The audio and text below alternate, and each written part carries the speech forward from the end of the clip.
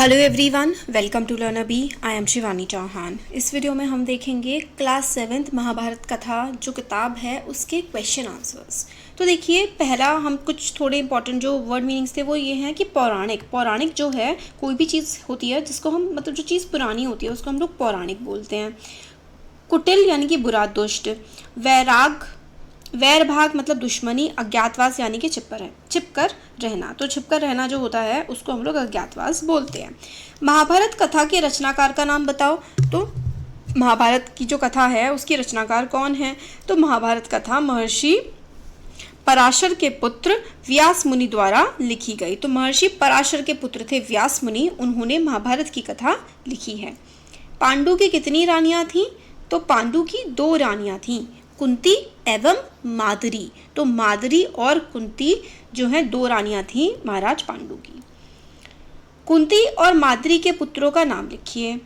कुंती ने युधिष्ठिर, भीम, अर्जुन को जन्म दिया। नकुल और सहदेव की माँ माद्री थी। तो नकुल और सहदेव की माँ का नाम था माद्री और कुंती ने युधिष्ठिर, भीम और अर्जुन को जन्म दिया था। युधिष्ठिर के कितने पुत्र थे? उनके सबसे बड़े पुत्र का क्या नाम था? तो धृतराष्ट्र के कितने पुत्र थे और उनके सबसे बड़े पुत्र का क्या नाम था? तो धृतराष्ट्र के 100 पुत्र थे जो कौरव कहलाए।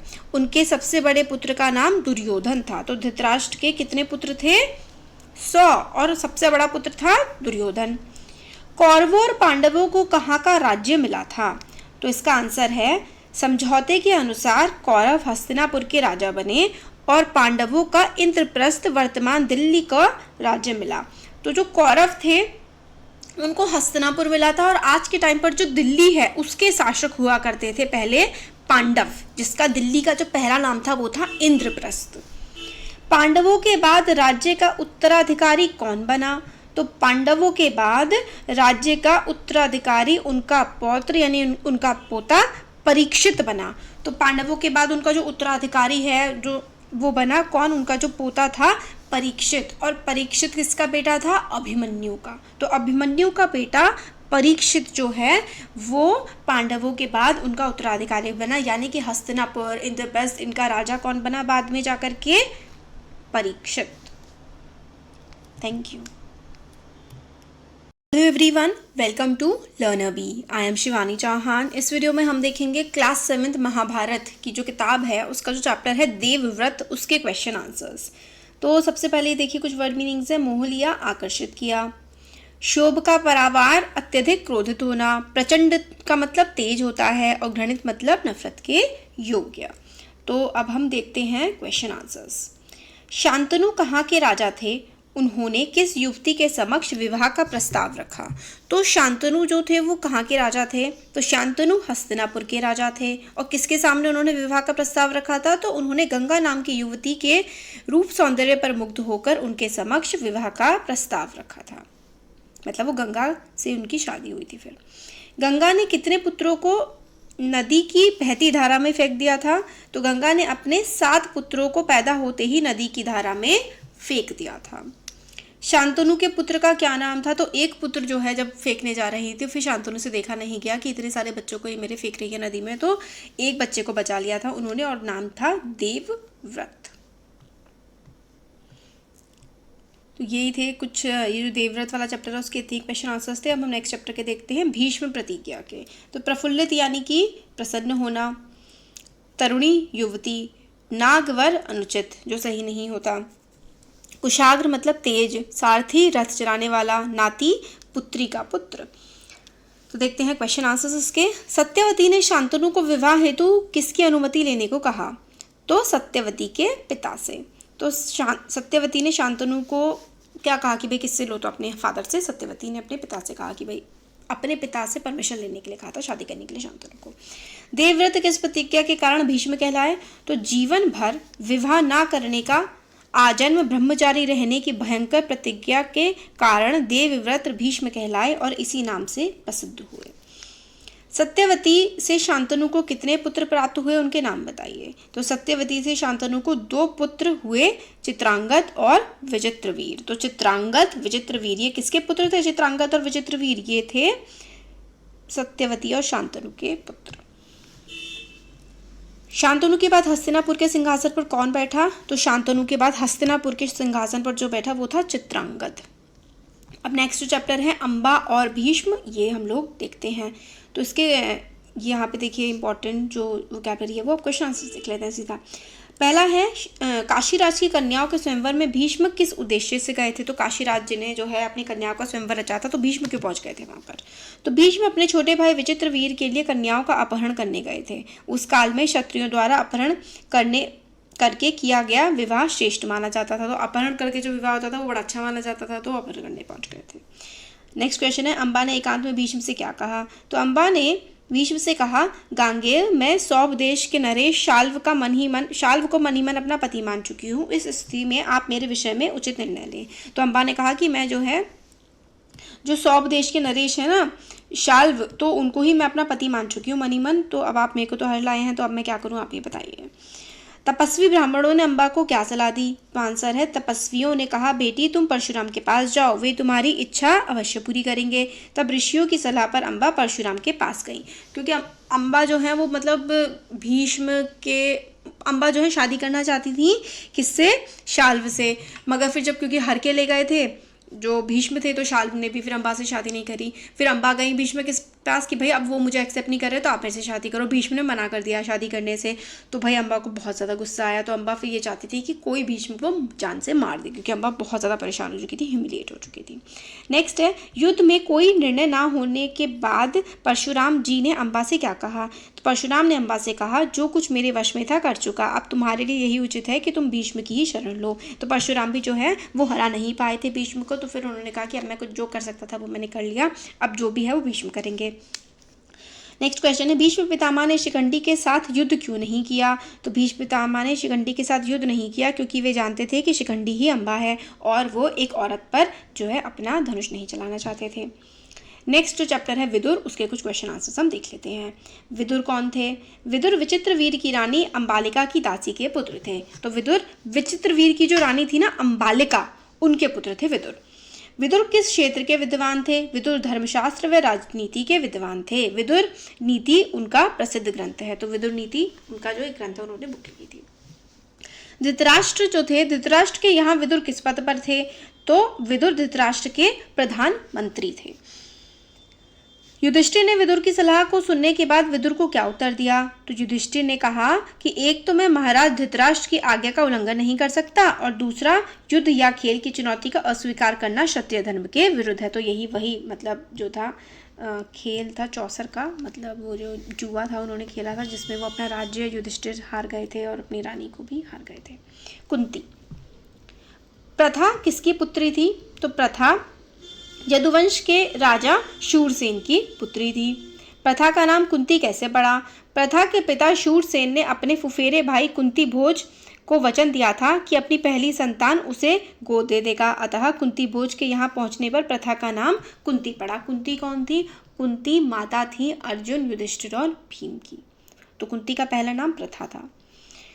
सूर्य के संयोग से उत्पन्न बालक का कुंती ने क्या किया? तो सूर्य के संयोग से उत्पन्न बालक को कुंती ने लोक लाज के डर से एक पेटी में बड़ी सावधानी से बंद करके गंगा में बहा दिया। उन्होंने अपने पहले बेटे को, जो कि सूर्य के पुत्र थे, उनको गंगा में बहा दिया था।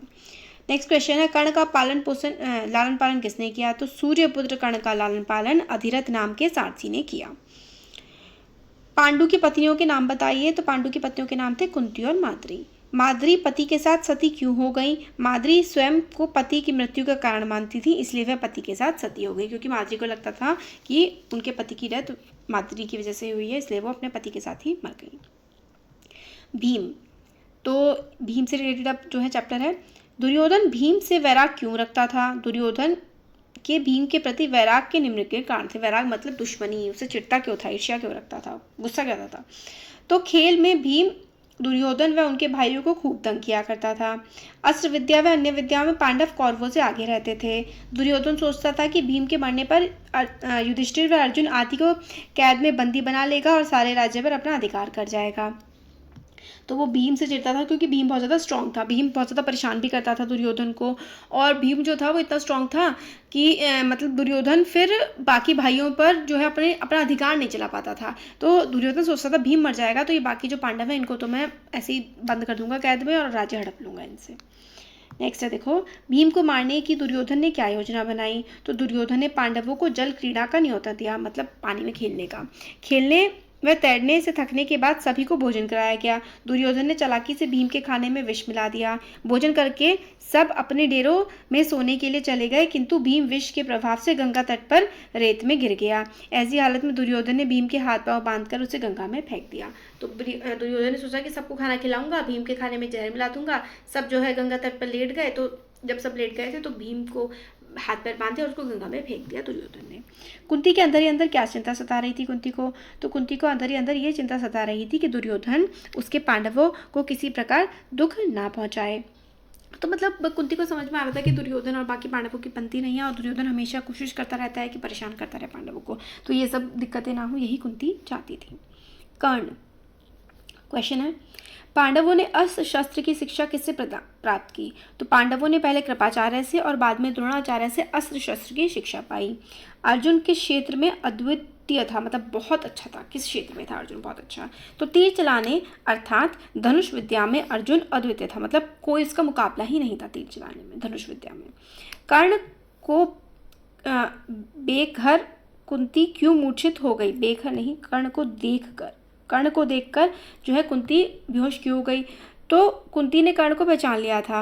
आज उसके दो ही पुत्र एक दूसरे को चुनौती दे रहे थे। कुंती लोक लज्जा के भय से यह नहीं कह पा रही थी कि कर्ण मेरा पुत्र है। ऐसी स्थिति में उसका मूर्छित हो जाना स्वाभाविक था। तो मतलब वो डर गई थी कि मेरे दोनों बेटे आपस में लड़ रहे हैं। तो ये सब देख करके वो काफ़ी ज़्यादा मतलब परेशान हो गई और बेहोश हो गई।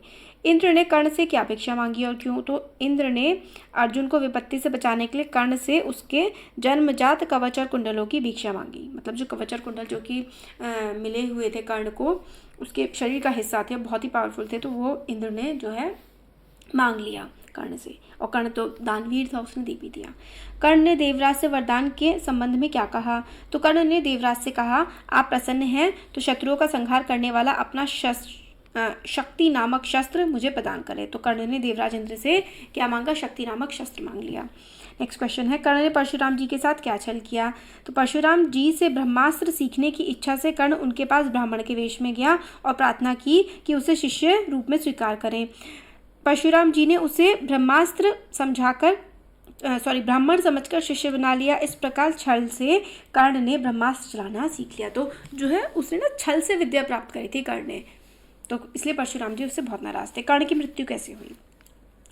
अर्जुन से युद्ध करते समय जब शापवश कर्ण के रथ का पहिया जमीन में धंस गया और धनुष बाण रखकर जमीन में धंसा हुआ पहिया निकालने का प्रयत्न वो करने लगा, तभी अर्जुन ने उस महारथी पर प्रहार किया और वह युद्ध में वीरगति को प्राप्त हुआ। तो क्योंकि मतलब उसका पहिया धंस गया था कर्ण का ज़मीन में, तो कर्ण से वैसे तो जीत पाना अर्जुन और कर्ण का मतलब दोनों कौन किसको हरा सकना, दोनों का एक दूसरे के लिए बहुत मुश्किल था। तो कृष्ण भगवान ने सलाह दी कि भाई मार दो इसको, अभी मार दो। वो इस तरीके से उसकी डेथ हुई थी। तो हम लोगों ने देखे चैप्टर 8 तक के क्वेश्चन आंसर्स, 9 तक के देख लिया, नहीं 8 हाँ 9 वाले द्रोणाचार्य। आगे के हम लोग नेक्स्ट वीडियो में कवर करेंगे। Thank you. Welcome to learner B. I am Shivani Chauhan. इस वीडियो में हम देखेंगे क्लास 7 महाभारत कथा जो है बाल महाभारत, उसके क्वेश्चन आंसर्स। तो चैप्टर 1 to 8 के हम लोग कवर कर चुके हैं। अब हम लोग देखते हैं चैप्टर 9 द्रोणाचार्य। तो स्टार्टिंग में जो दिया गया है वो है कुछ वर्ड मीनिंग्स, जैसे कि बालपन का मतलब होता है बचपन, सज्जनोचित मतलब सज्जन की तरह उचित मतलब अच्छा, गरीब दरिद्र होता है, अभिमानी घमंडी, सीख मतलब तिनका, मद का मतलब नशा होता है, अजय जो कभी हारा ना हो। तो आगे हम लोग अब क्वेश्चन आंसर्स इसके देखते हैं। पहला क्वेश्चन है, द्रोण और द्रुपद की मित्रता कैसे हुई थी। तो द्रुपद ने द्रोण के पिता भारद्वाज के आश्रम में ही शिक्षा प्राप्त की थी। यहाँ वे दोनों सहपाठी थे, अतः दोनों की मित्रता हो गई। तो एक ही साथ दोनों ने पढ़ाई करी थी, द्रोण और द्रुपद ने। नेक्स्ट क्वेश्चन है, द्रोण परशुराम के पास क्यों गए। तो आंसर है, जब द्रोण को यह पता चला कि परशुराम अपनी सारी संपत्ति गरीबों में बांट रहे हैं, तो वे भी कुछ पाने की इच्छा से परशुराम के पास गए। क्वेश्चन नंबर 3 है, गेंद निकालने के बदले में युधिष्ठिर ने कृष्ण वर्ण ब्राह्मण से क्या देने की बात कही। तो आंसर है, युधिष्ठिर ने हंसते हुए कहा था, ब्राह्मण श्रेष्ठ, आप गेंद निकाल देंगे तो कृपाचार्य के घर आपकी बढ़िया दावत करेंगे। नेक्स्ट क्वेश्चन है, द्रोण ने कुएं से गेंद किस प्रकार निकाली? तो आंसर इसका है, द्रोण ने पास में पड़ी हुई सीख उठा ली और उसे कुएं में फेंका। सीख गेंद को ऐसे जाकर लगी जैसे तीर, और फिर इस तरह आकर कई सीके वे कुएं में डालते गए। सीके एक दूसरे से सिरे से चिपकती गई। अब आखिरी सीख का सिरा कुएं के बाहर तक पहुंच गया तो द्रोणाचार्य ने उसे पकड़कर खींच लिया और गेंद बाहर निकाल दी। तो उन्होंने सीके होती हैं ना इस तरीके की, जैसे कि डंडी टाइप की समझ लीजिए, पतली पतली सी, तो वो सीके डालते गए और गेंद फिर उन्होंने बॉल खींच ली कुएं में से। द्रोण से बदला लेने के लिए ध्रुपद ने क्या किया? तो आंसर है, द्रोण से बदला लेने के लिए ध्रुपद ने कठिन तप व व्रत के द्वारा एक पुत्र व पुत्री प्राप्त की। ध्रुपद की इच्छा थी कि अर्जुन जामाता रूप में मिले और मेरा पुत्र द्रोण को मार सके। पुत्री द्रौपदी मिली और पुत्र दृष्टद्युम्न मिला। दृष्टद्युम्न के हाथों ही द्रोण मारे गए थे। तो ये हमारे जो द्रोण वाला चैप्टर है उसके हो गए। नेक्स्ट है लाख का घर। तो इसके पहला क्वेश्चन देखते हैं, दुर्योधन पांडवों से ईर्ष्या क्यों करता था? तो आंसर है, पांडवों के शारीरिक बल और अर्जुन की युद्ध कुशलता के कारण दुर्योधन पांडवों से ईर्ष्या करता था, यानी कि जलता था। नेक्स्ट क्वेश्चन है, पांडवों का नाश करने के लिए दुर्योधन ने किस किस का सहारा लिया? तो आंसर है इसका, पांडवों का नाश करने के लिए दुर्योधन ने अपने मामा शकुनी व मित्र कर्ण का सहारा लिया। वारणाव्रत कौन कौन गया? तो वारणाव्रत पांडवों के साथ कुंती भी गई, तो कुंती और पांडव भी गए वारणाव्रत। नेक्स्ट क्वेश्चन है, पांडवों के लिए बनने वाले मकान में पुरोचन ने क्या क्या सामग्री लगाई? तो पुरोचन ने वारणाव्रत जाकर पांडवों के ठहरने के लिए सन, रुई, घी, मोम, तेल, लाख, चर्बी आदि जल्दी आग पकड़ने वाली चीज़ों को मिट्टी में मिलाकर एक सुंदर भवन बनाया। तो मतलब ऐसी चीज़ें उसने मिट्टी में मिलाई जो कि बहुत ही जल्दी आग पकड़ लें। नेक्स्ट क्वेश्चन है, पांडवों को वारणाव्रत भेजने में दुर्योधन की क्या योजना थी?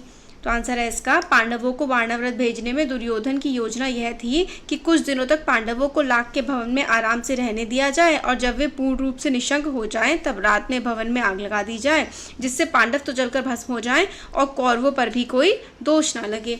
तो इस तरीके से उसने सोचा कि ये तो जल के मारे एक्सीडेंट हुआ है और फिर पांडव बिल्कुल रास्ते से हट जाएंगे कौरवों के, दुर्योधन के। नेक्स्ट चैप्टर है पांडवों की रक्षा के क्वेश्चन आंसर्स देखते हैं। तो पहला इसका क्वेश्चन है, वारणाव्रत को जाते समय विदुर ने युधिष्ठिर को किस प्रकार सचेत किया था? तो आंसर है इसका, वारणाव्रत जाते समय विदुर ने युधिष्ठिर को दुर्योधन के षड्यंत्र से अवगत कराकर सचेत किया था। तो मतलब ये बताया था कि कुछ ना कुछ दुर्योधन वहाँ पर प्लान कर रहा है। नेक्स्ट क्वेश्चन है, वारणाव्रत में पांडवों के रहने का प्रबंध किसने किया? तो वारणाव्रत में पांडवों के रहने का प्रबंध पुरोचन ने किया, जो कि दुर्योधन का शुभ चिंतक था। तो दुर्योधन के साथ मिला हुआ आदमी था, उसने जो है लाख का घर बनाया था ताकि पांडव जल के मर जाएं, बट ऐसा हो नहीं पाया क्योंकि पांडवों को पहले से पता लग गया था। नेक्स्ट क्वेश्चन है, थकी हुई कुंती ने पुत्रों से क्या कहा? तो थकी हुई कुंती ने पुत्रों से कहा, मैं तो प्यास से मरी जा रही हूँ, अब मुझसे बिल्कुल चला नहीं जाता। धृतराष्ट्र के बेटे चाहे तो भले हो मुझे यहाँ से उठा ले जाएं, मैं तो यहीं पड़ी रहूँगी। मतलब उसने कहा कि कुंती से कि मेरे से आगे चला ही नहीं जा रहा है, चाहे जो है धृतराष्ट्र के बेटे जो कौरव है वो मुझे उठा के ले जाए, मार दे, बट मेरे से आगे नहीं चला जा रहा है। नेक्स्ट है, लाक्षागृह छोड़ने के पश्चात पांडव कहाँ और किस वेश में पहुंचे? तो लाक्षागृह छोड़ने के पश्चात पांडव एक चक्रा नगरी में ब्राह्मण के वेश में पहुंचे। नेक्स्ट है, कुंती ने ब्राह्मण से क्या कहा? कुंती ने कहा, विप्रवर आप इस बात की चिंता छोड़ दें, मेरे 5 बेटे हैं, इसमें से एक आज राक्षस के पास भोजन लेकर चला जाएगा। तो वहाँ पर राक्षस हुआ करता था और वो डेली कहता था कि मेरे पास डेली खाना लेकर के आओ, और उस आदमी को भी वो खा जाता था, खाना भी खा जाता था। तो डेली इस तरीके से वहाँ पर लोग जो हैं कम होने लगे थे। तो इसलिए जब समझ नहीं आ रहा था किसको भेजे, तो फिर कुंती ने कहा कि मेरा बेटा भीम लेकर के जाएगा। फिर फाइनली भीम ने उसको हरा दिया था। कुंती ने भीम को बकासुर के पास क्यों भेजा? कुंती ने भीम को बकासुर के पास भेजा क्योंकि वह जानती थी कि भीम उसका काम तमाम कर देगा, मतलब भीम उसको मार देगा। भीम की शक्ति का मुकाबला कोई नहीं कर सकता। कुंती का यह सोचना भी सही निकला क्योंकि बकासुर का वध करके वह उसकी लाश को नगर के फाटक तक घसीट कर लाया। इस प्रकार गाँव वालों को बकासुर के चुंगल से छुटकारा मिला। तो बकासुर बहुत परेशान करता था गाँव वालों को और भीम ने उसको मार दिया। नेक्स्ट है द्रौपदी स्वयंवर से रिलेटेड क्वेश्चन जो चैप्टर है। पांचाल व देश में पांडव किस रूप में कहाँ जाकर ठहरे थे? तो पांचाल देश में पांडव ब्राह्मण के वेश में एक कुम्हार की झोपड़ी में ठहरे थे। नेक्स्ट, द्रौपदी स्वयंवर में कौन कौन मुख्य प्रतिभागी थे? तो द्रौपदी स्वयंवर में कृष्ण, बलराम, धृतराष्ट्र के 100 पुत्र, शिशुपाल, जरासंध, शल्य व पांडव जैसे अनेक प्रसिद्ध व्यक्ति अपना भाग्य परखने आए थे। तो बहुत सारे लोग वहां पर आए थे। पांचों पांडव से द्रौपदी का विवाह कैसे हुआ? तो माँ की आज्ञा और सबकी सम्मति से द्रौपदी के साथ पांचों पांडवों का विवाह हो गया।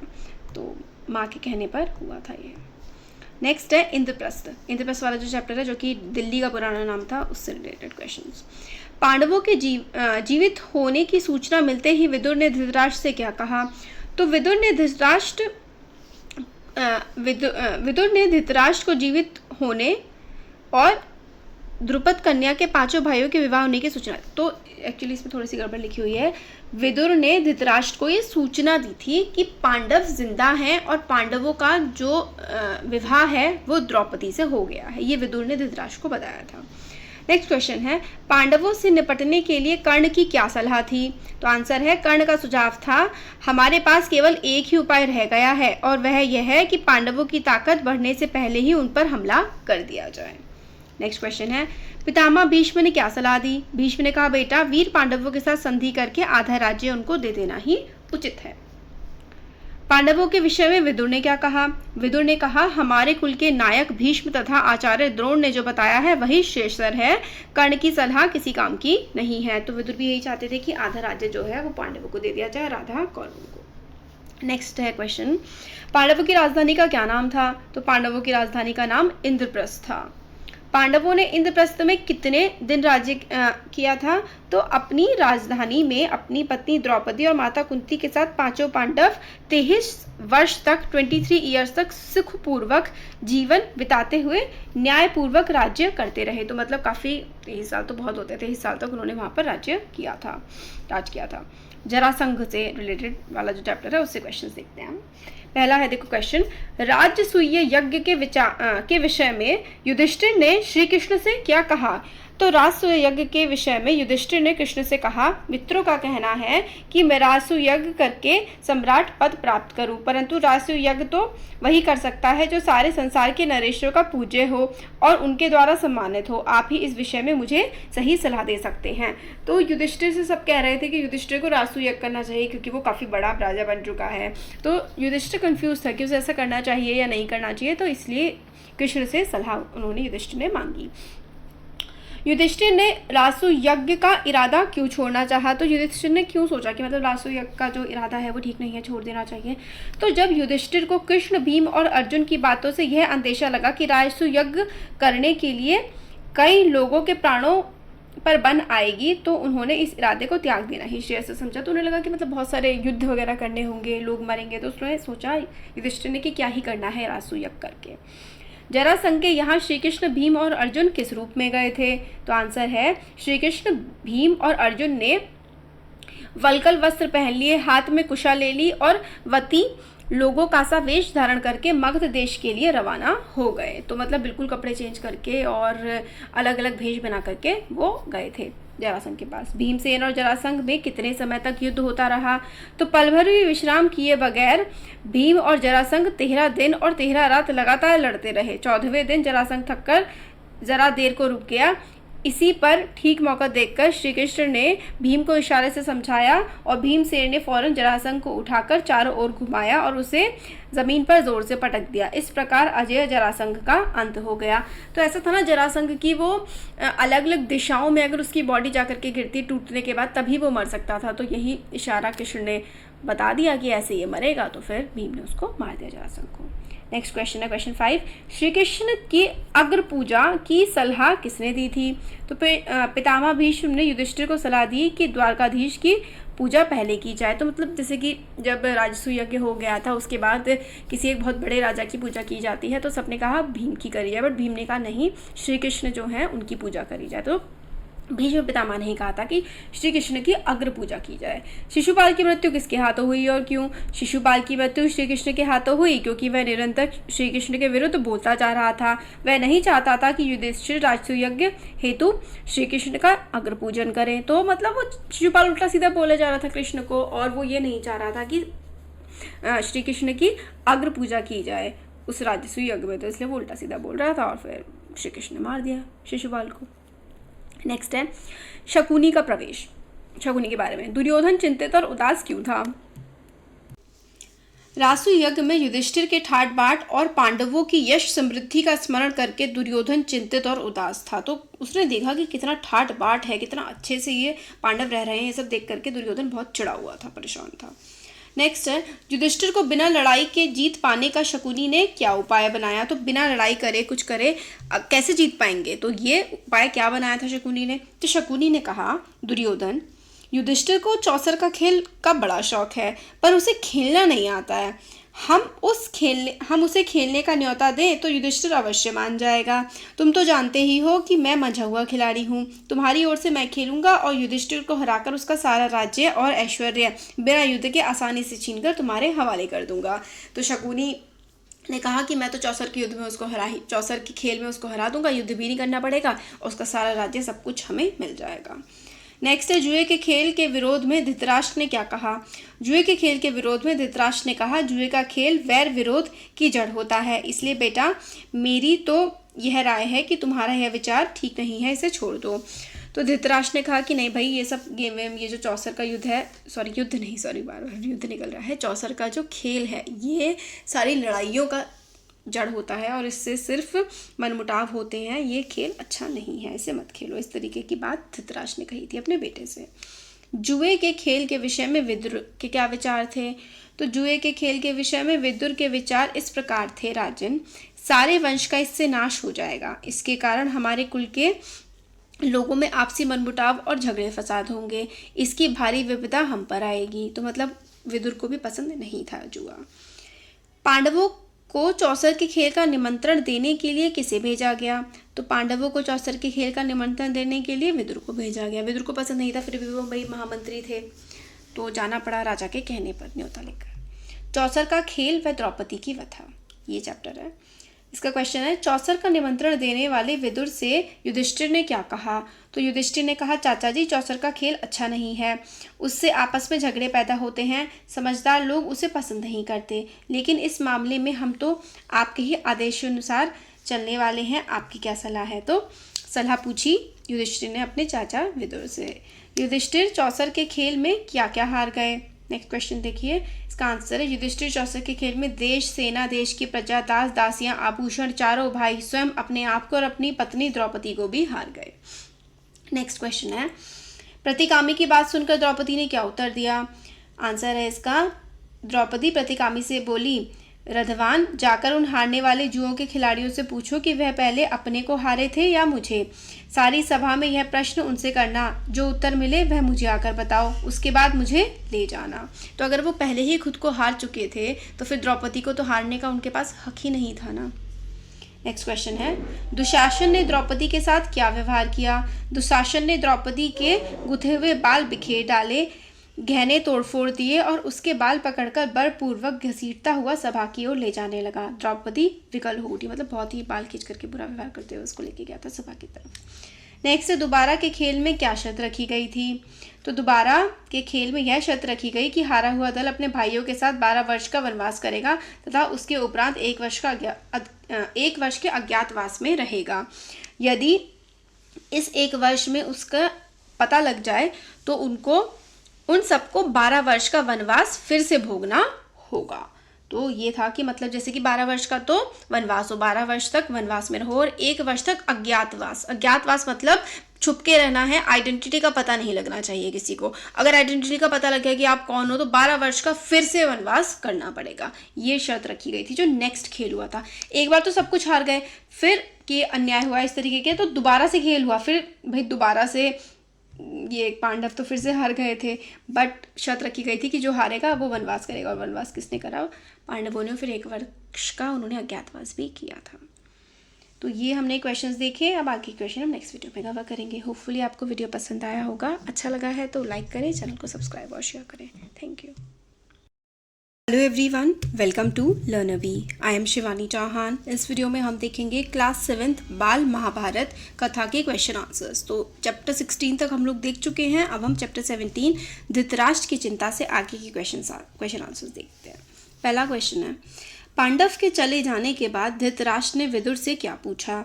तो आंसर है इसका, वन को जाते हुए पांडवों के विषय में धृतराष्ट्र ने विदुर से पूछा कि मैं देखने में असमर्थ हूँ, अतः मुझे बताओ कि पांडव व द्रौपदी कैसे जा रहे हैं।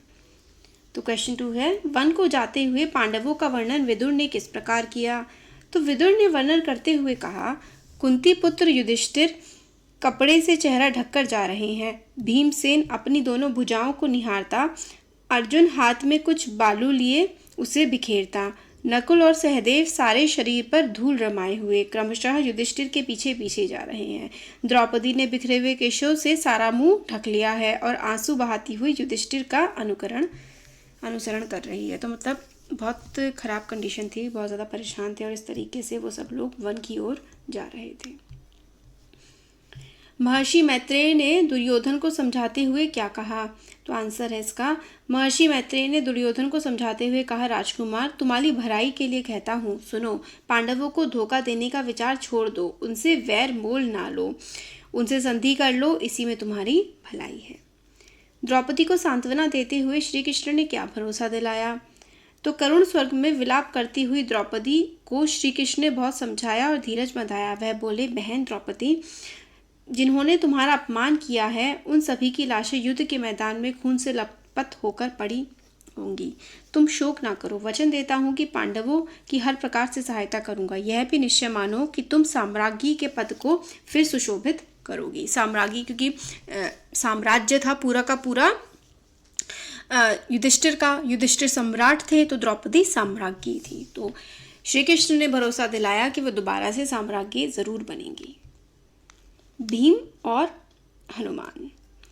उनका पहला क्वेश्चन है, फूल देखकर द्रौपदी ने भीम से क्या कहा। तो फूल देखकर द्रौपदी ने उसे उठा लिया और भीमसेन के पास जाकर बोली, क्या तुम जाकर ऐसे ही कुछ और फूल ला सकोगे।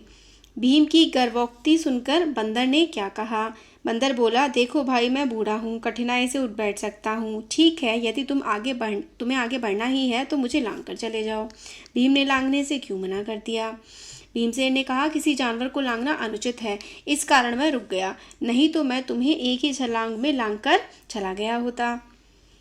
नेक्स्ट क्वेश्चन, हनुमान ने भीम को क्या आशीर्वाद दिया। हनुमान ने आशीर्वाद देते हुए कहा, भीम, युद्ध के समय तुम्हारे भाई अर्जुन के रथ पर उड़ने वाली ध्वजा पर मैं विद्यमान रहूंगा, तुम्हारी विजय अवश्य होगी। नेक्स्ट है, द्वेष करने वाले का जी नहीं भरता। नेक्स्ट चैप्टर का नाम है। तो इसका क्वेश्चन है, गंधर्वराज व कौरवों के युद्ध का क्या परिणाम रहा। तो गंधर्व व कौरवों में भयंकर संग्राम हुआ। कौरव सेना के पैर उखड़ गए, मतलब कौरव सेना भाग निकली। कर्ण भी युद्ध क्षेत्र से भाग गया। दुर्योधन को बंदी बना लिया गया। नेक्स्ट क्वेश्चन है, दुर्योधन के बंदी होने पर युधिष्ठिर ने भीम से क्या कहा। तो युधिष्ठिर ने भीम से कहा, भाई भीमसेन, ये हमारे ही कुटुंबी हैं, तुम अभी जाओ और किसी तरह अपने बंधुओं का गंधर्वों के बंधन से छुड़ा लाओ। भाई युधिष्ठिर तो मतलब कुछ ज़्यादा ही पता नहीं क्या ही थे, इतना सब कुछ गलत इनके साथ हो गया, फिर भी दुर्योधन की मदद करने में लगे पड़े थे। नेक्स्ट क्वेश्चन है, सूर्य से प्राप्त अक्षय पात्र की क्या विशेषता थी। अक्षय पात्र देते समय सूर्य ने कहा था कि इस पात्र के द्वारा तुम 12 वर्ष तक भोजन प्राप्त करोगे, भले ही कितने लोग भोजन करें, किंतु शर्त यह है कि द्रौपदी के भोजन कर लेने के बाद पात्र की शक्ति अगले दिन तक के लिए समाप्त हो जाएगी। तो अक्षय पात्र में सब भोजन कर सकते थे, कितने भी कर सकते थे, बट लास्ट में द्रौपदी करती, क्योंकि जब द्रौपदी कर लेती भोजन उसके बाद फिर नेक्स्ट डे ही उस पात्र से भोजन किया जा सकता था। नेक्स्ट क्वेश्चन है, श्री कृष्ण ने अन्न का कण और साग का पत्ता क्यों खाया। तो आंसर है, श्री कृष्ण ने अन्न का कण मतलब दाना और साग का पत्ता दुर्वासा ऋषि व उनके 10,000 शिष्यों की भूख को शांत करने के लिए खाया। ऐसा उन्होंने इसलिए किया क्योंकि वे जानते थे कि इतने लोगों को एक साथ भोजन करवाना पांडवों के लिए मुश्किल होगा। तो क्योंकि वो तो भगवान थे, तो उन भगवान ने खाया तो बाकी सबके भी पेट भर गया, इसलिए एक दाना श्री कृष्ण ने अन्न का खा लिया। नेक्स्ट है, दुर्वासा ने भीम से क्या कहा। दुर्वासा ने भीमसेन से कहा कि हम तो भोजन कर चुके हैं, युधिष्ठिर से जाकर कहना कि असुविधा के लिए क्षमा करे। ये कहकर ऋषि अपने शिष्यों सहित वहां से रवाना हो गए। नेक्स्ट है, मायावी सरोवर। सरोवर पर नकुल को क्या आवाज आई। तो सरोवर पर नकुल को आवाज आई, माद्री के पुत्र, दुस्साहस ना करो, यह जलाशय मेरे अधीन है, पहले मेरे प्रश्नों का उत्तर दो फिर पानी पियो। नेक्स्ट है, सरोवर पर अर्जुन को क्या आवाज़ आई? अर्जुन, मेरे प्रश्नों का उत्तर देने के बाद ही प्यास बुझा सकते हो? यह तालाब मेरा है, मेरी बात नहीं मानोगे तो तुम्हारी वही गति होगी जो तुम्हारे दोनों भाइयों की हुई है। भाइयों के वापस न आने पर युधिष्ठिर ने क्या निर्णय लिया? भाइयों के वापस न आने पर युधिष्ठिर ने स्वयं वह जाने का निर्णय लिया। तो वहाँ पर फिर जब कोई भाई नहीं आ रहा था उस तालाब से वापस, तो फिर युधिष्ठिर ही गए। नेक्स्ट चैप्टर है यक्ष प्रश्न।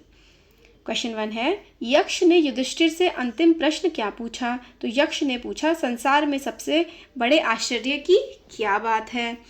यक्ष के अंतिम प्रश्न का युधिष्ठिर ने क्या उत्तर दिया?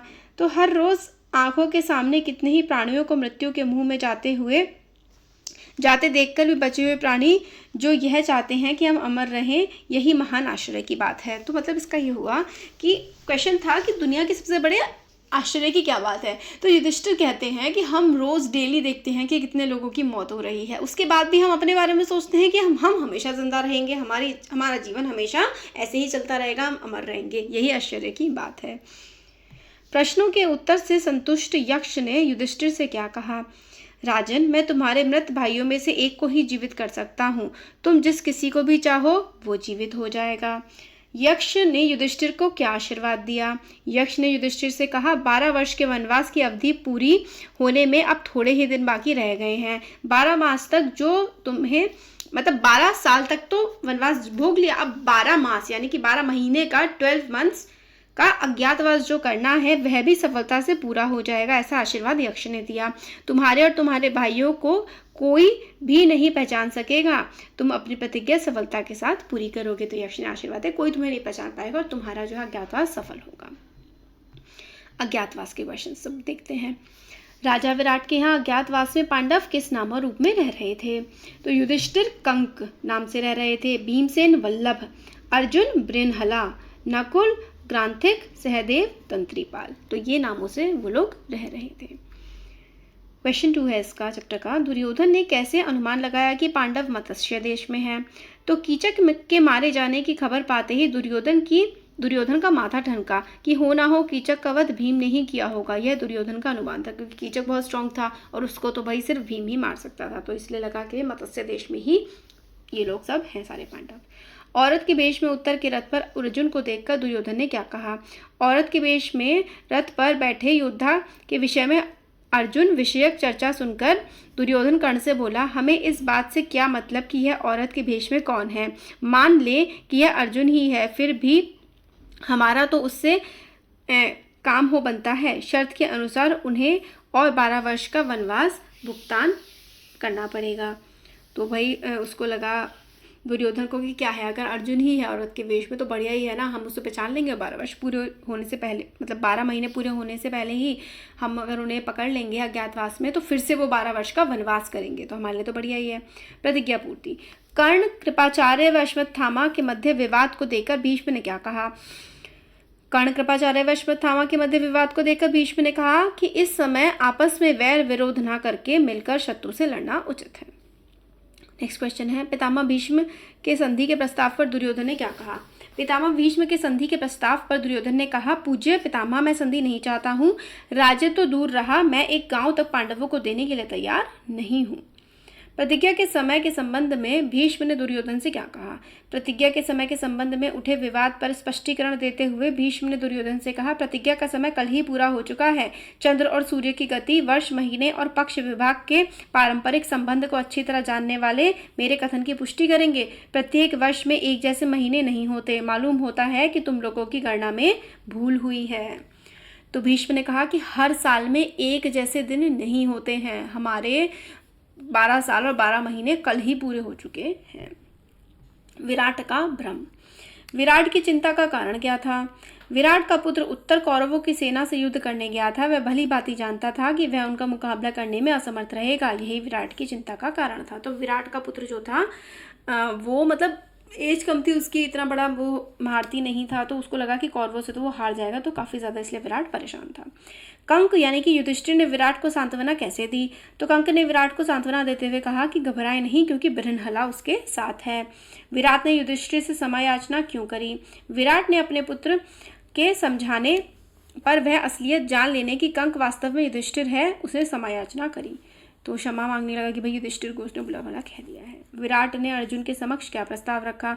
विराट को जब पता लगा कि उसके पुत्र उत्तर का सारथी ब्रह्मला के रूप में अर्जुन है, तो उसने अपनी पुत्री उत्तरा से विवाह का प्रस्ताव रखा। तो ये कहा कि उत्तरा जो है उससे शादी कर ले अर्जुन। मंत्रणा, इस चैप्टर के क्वेश्चन देखते हैं। प्रकट होने के बाद पांडव कहाँ रहने लगे? तो अज्ञातवास के बाद पांडव विराट के राज्य में उपप्लवय नामक नगर में रहने लगे। श्री कृष्ण ने अर्जुन के सामने क्या विकल्प रखे? श्री कृष्ण ने अर्जुन से कहा, मेरी सेना एक तरफ होगी, दूसरी तरफ मैं अकेला रहूंगा। मेरी प्रतिज्ञा यह है कि युद्ध में मैं हथियार भी नहीं उठाऊंगा, ना लड़ूंगा। तुम भली भांति सोच लो, तब निर्णय करो। इन दो में से कौन सा पसंद करोगे, वो ले लो। तो श्री कृष्ण ने कहा, एक तरफ मेरी पूरी अक्षणी सेना होगी और एक तरफ मैं, और मैं मतलब अस्त्र तक नहीं उठाऊंगा, मतलब कोई हथियार नहीं उठाऊंगा युद्ध में। अब तुम्हें सिलेक्ट करना है कि तुम मुझे अपनी साइड रखोगे या मेरी सेना को। तो अर्जुन ने निहत्थे श्री कृष्ण को क्यों चुना? अर्जुन के इस प्रश्न का उत्तर देते हुए श्री कृष्ण के इस प्रश्न का उत्तर देते हुए अर्जुन ने कहा, बात यह है कि आप वह शक्ति हैं जिससे आप अकेले ही इन तमाम राजाओं से लड़कर उनको कुचल सकते हैं। कि भाई आप हैं शक्ति, तो ये सेना नहीं। अभिमन्यु का विवाह किससे हुआ? तो अभिमन्यु का विवाह उत्तरा से हुआ। उत्तरा जो मतलब श्री कृष्ण, मतलब जब उत्तरा कौन थी? उत्तरा को सिखाते थे अर्जुन। अर्जुन जब ब्रह्मला के रूप में रहा करते थे मत्स्य देश में, तब उत्तरा उनकी स्टूडेंट थी। तो फिर अर्जुन ने कहा कि भाई मैं अपनी स्टूडेंट से शादी नहीं कर सकता, मगर इसकी शादी आप मतलब मेरे बेटे से कर दीजिए। तो इसलिए उत्तरा की शादी जो है अभिमन्यु यानी कि अर्जुन के बेटे से हुई। श्री कृष्ण ने किस पदवी से अर्जुन की सहायता की? तो पार्थ सारथी बनकर। तो सारथी बने थे श्री कृष्ण अर्जुन के। नेक्स्ट है राजदूत संजय। युधिष्ठिर के पास धृतराष्ट्र का संदेश लेकर कौन गया? तो संजय। युधिष्ठिर ने संजय से कितने गांवों की मांग करी? तो युधिष्ठिर ने कहा सिर्फ 5 गांव ही दे दो हमें। श्री कृष्ण हस्तिनापुर क्यों जाना चाहते थे? युद्ध टालने के लिए श्री कृष्ण हस्तिनापुर जाना चाहते थे। युधिष्ठिर ने धृतराष्ट्र के पास क्या संदेश भेजा? वे समझौते के अनुसार अपना हिस्सा चाहते थे। शांति दूत श्री कृष्ण। श्री कृष्ण शांति दूत बनकर हस्तिनापुर किसके साथ गए? तो सात्यकी के साथ गए थे। दुर्योधन के भोजन निमंत्रण पर श्री कृष्ण ने क्या कहा? तो मेरा उद्देश्य पूरे होने पर भोजन का न्योता देना उचित होगा। श्री कृष्ण ने धृतराष्ट्र की सभा में क्या कहा? पांडवों को आधा राज्य लौटा दो, ऐसा करने से वे तुम्हें युवराज व धृतराष्ट्र को महाराज मानेंगे, उनसे संधि कर लो। तो संधि करने को कहा था श्री कृष्ण ने। पांडवों और कौरवों के सेनापति। पांडव सेना के 7 नायक कौन थे? उनमें से सेनापति कौन बना? तो पांडवों की विशाल सेना को 7 हिस्सों में बांट दिया गया था। द्रुपद, विराट, धृष्टद्युम्न, शिखंडी, सात्यकी, चेकितान, भीमसेन आदि 7 महारथी इन 7 दलों के नायक बने। इसमें धृष्टद्युम्न को सेनापति बनाया गया था। तो सेनापति कौन था? धृष्टद्युम्न द्रौपदी का भाई था। भीष्म के सेनापति बनने पर कर्ण ने क्या निर्णय लिया? तो कर्ण ने निर्णय लिया कि भीष्म के मारे जाने के बाद वह युद्ध भूमि में प्रवेश करेगा और केवल अर्जुन को ही मारेगा। 18 दिन में कौरव सेना के कौन कौन से सेनापति बने? तो 18 दिन में कौरव सेना के 4 सेनापति बने। पहले 10 दिन भीष्म, फिर 5 दिन द्रोण, 2 दिन कर्ण और 1 दिन शल्य सेनापति रहे। महाभारत कितने दिन चला? तो 18 दिन महाभारत चला था। अब आगे के जो हैं चैप्टर्स वो नेक्स्ट वीडियो में कवर करेंगे। होपफुली वीडियो आपको पसंद आया होगा। अच्छा लगा है तो लाइक करें, चैनल को सब्सक्राइब और शेयर करें। Thank you. Hello everyone, welcome to learner B. I am Shivani Chauhan. इस वीडियो में हम देखेंगे क्लास 7th महाभारत के क्वेश्चन आंसर्स चैप्टर 29, 30, 31 के। तो कौरवों की सेना में सबसे आगे कौन था? तो दुशासन सबसे आगे था। पांडवों की सेना में सबसे आगे कौन था? भीमसेन। चौथे दिन के युद्ध में धृतराष्ट्र के कितने पुत्र मारे गए? तो चौथे दिन के युद्ध में 8 पुत्र मारे गए धृतराष्ट्र के। घटोत्कच कौन था? तो घटोत्कच भीम का पुत्र था। 5वें दिन के युद्ध की क्या विशेषता रही? 5वें दिन के युद्ध में अर्जुन ने कौरव सेना के हजारों सैनिक मार दिए। कुमार शंख कौन था? अर्जुन का पुत्र। इरावान कौन था? अर्जुन का नागकन्या से उत्पन्न पुत्र। 9वें दिन का युद्ध पराक्रमी कौन कहलाया? भीष्म पितामह। भीष्म शरशैया पर। भीष्म शरशैया पर कैसे पहुंचे? तो अर्जुन ने शिखंडी को आगे करके उसकी आड़ लेकर भीष्म पर बाण बरसाए।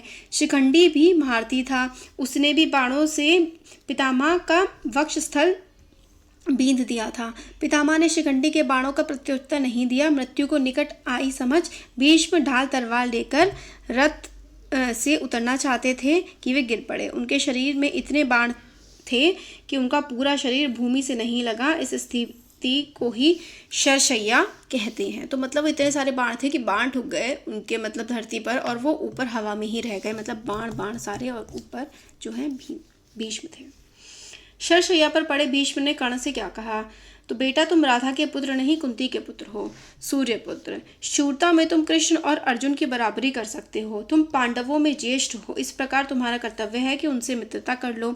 मेरी यही इच्छा है कि युद्ध में मेरे सेनापतित्व के साथ ही पांडवों के प्रति तुम्हारे वैरभाग का आज अंत हो जाए। तो पांडवों से जो तुम्हारी नफरत है वो आज खत्म हो जाए, ये बोला भीष्म ने कर्ण को। 11वें दिन के युद्ध में दुर्योधन ने द्रोणाचार्य से क्या अनुरोध किया? तो 11वें दिन के युद्ध में दुर्योधन आचार्य के पास जाकर बोला, आचार्य, किसी भी उपाय से आप युधिष्ठिर को जीवित ही पकड़कर हमारे हवाले कर सकें तो बड़ा ही उत्तम हो।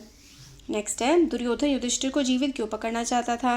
तो दुर्योधन युधिष्ठिर को जीवित इसलिए पकड़ना चाहता था ताकि युद्ध जल्दी समाप्त हो जाए। वह यह भी सोच रहा था कि युधिष्ठिर को थोड़ा सा राज्य का भाग देकर संधि कर ली जाए और कुछ समय बाद जुआ खेलकर राज्य का वो भाग फिर से कब्जे में ले लिया जाए। मतलब फिर भी उसे जुआ खेलना था। क्या युधिष्ठिर जीवित पकड़े गए? नहीं, कौरवों द्वारा युधिष्ठिर को जीवित नहीं पकड़ा जा सका। अर्जुन ने युद्ध भूमि में बाणों की ऐसी वर्षा की कि कौरव उस दिन बुरी तरह हारे। 12वां दिन, चैप्टर 33। 12वें दिन के युद्ध की उल्लेखनीय घटनाएं क्या रहीं? तो 12वें दिन की उल्लेखनीय घटनाएं रहीं, द्रोणाचार्य युधिष्ठिर को पकड़ने में असफल रहे, भगदत्त अर्जुन के द्वारा मारे गए। नेक्स्ट क्वेश्चन है, कौरवों ने अर्जुन को युद्ध क्षेत्र से दूर ले जाने का निर्णय क्यों किया? ताकि युधिष्ठिर को बंदी बना सके। शकुनी के 2 भाई कौन थे? वृषक और अचक शकुनी के 2 भाई थे। शकुनी के भाइयों को किसने मारा? तो शकुनी के भाइयों को अर्जुन ने मारा। अभिमन्यु। 13वें दिन युद्ध में चक्रव्यूह किसने रचा? तो 13वें दिन द्रोण ने चक्रव्यूह रचा था। चक्रव्यूह में सर्वप्रथम प्रवेश किसने किया? तो अभिमन्यु ने। अभिमन्यु की मृत्यु किसके हाथों हुई? तो दुशासन के पुत्र के हाथों। अभिमन्यु की मृत्यु के बाद अर्जुन ने क्या प्रतिज्ञा की? अभिमन्यु की मृत्यु के बाद अर्जुन ने दृढ़तापूर्वक कहा, जिसके कारण मेरे पुत्र की मृत्यु हुई है उस जगह जयद्रथ का मैं कल सूर्यास्त होने से पहले वध करके रहूंगा, यह मेरी प्रतिज्ञा है। तो जयद्रथ की वजह से ही जो है अर्जुन को जाना पड़ा था युद्ध क्षेत्र से दूर। तो अर्जुन ने कहा कि जयद्रथ जो है उसको मैं मार दूंगा। युधिष्ठिर की चिंता और कामना। कर्ण ने भीम को क्यों नहीं मारा? कर्ण ने मां कुंती के समक्ष प्रतिज्ञा की थी कि केवल अर्जुन को छोड़कर और किसी कुंती पुत्र को मारने की चेष्टा नहीं करेगा। युद्ध पश्चात वह बचेगा या अर्जुन? कुंती पुत्र 5 ही रहेंगे। तो कर्ण ने कहा कि आपके जो है 5 ही पुत्र रहेंगे, या तो मैं रहूंगा या तो अर्जुन रहेगा, बाकी किसी पुत्र को मैं नहीं मारूंगा आपके। भीमसेन ने युधिष्ठिर की रक्षा का भार किसे सौंपा? तो धृष्टद्युम्न को। श्री कृष्ण। नेक्स्ट 36 चैप्टर है, भूरिश्रवा जयद्रथ और आचार्य द्रोण का अंत। श्री कृष्ण ने जयद्रथ को मारने के लिए अर्जुन को क्या कहकर सचेत किया? तो श्री कृष्ण ने अर्जुन से कहा, अर्जुन, जयद्रथ सूर्य की तरफ देखने में लगा है और मन में समझ रहा है कि सूर्य डूब गया, परंतु अभी तो सूर्य डूबा नहीं है। अपनी प्रतिज्ञा पूरी करने का तुम्हारे लिए यही अवसर है। भूरिश्रवा का वध किसने किया? तो सात्यकी ने। जयद्रथ का सर किसने काटा? जयद्रथ का सर अर्जुन ने काटा। अश्वत्थामा नाम किसका था? हाथी व द्रोणाचार्य के पुत्र दोनों का। द्रोणाचार्य का अंत कैसे हुआ? जब उन्हें अपने पुत्र के मरने की झूठी खबर मिली तो उन्होंने खुद हथियार डाल दिए, पर धृष्टद्युम्न द्वारा वार करने पर द्रोणाचार्य का अंत हो गया। कर्ण और दुर्योधन भी मारे गए। कर्ण के सर्प मुखास्त्र से अर्जुन की प्राण रक्षा कैसे हुई? तो कर्ण ने अर्जुन पर एक ऐसा बाण चलाया जो आग उगलता गया। अर्जुन की ओर उस भयानक तीर को आता हुआ देखकर कृष्ण ने रथ के पांव के अंगूठे से दबा दिया, जिससे रथ जमीन के 5 उंगल धंस गया। कृष्ण की इस युक्ति से अर्जुन मरते मरते बचा। कृष्ण का चलाया हुआ सर्प मुखास्त्र फुफकता हुआ आया और कृष्ण का मुकुट उड़ा ले गया। द्रोण की मृत्यु के पश्चात कौरवों की सेना का सेनापति कौन बना? तो द्रोण की मृत्यु के बाद जो सेनापति था वो बना कर्ण। दुशासन का वध किसके हाथों हुआ? भीमसेन। सारे के सारे पुत्रों को जो है सारे कौरवों को भीम ने ही मारा था। शकुनी का वध किसके हाथों हुआ? सहदेव ने मारा शकुनी को। दुर्योधन को किसने मारा? भीमसेन ने मारा। अश्वत्थामा। दुर्योधन के पश्चात कौरवों की सेना का सेनापति कौन बना? तो कौन बना था सेनापति? अश्वत्थामा। पांडवों के विनाश की प्रतिज्ञा किसने की थी? अश्वत्थामा ने। अश्वत्थामा ने पांडवों को कैसे मारा? अश्वत्थामा ने रात के समय सोते हुए पांडवों को छल से मारा। धृष्टद्युम्न व द्रौपदी के 5 पुत्रों को तो उसने पैरों से कुचल डाला।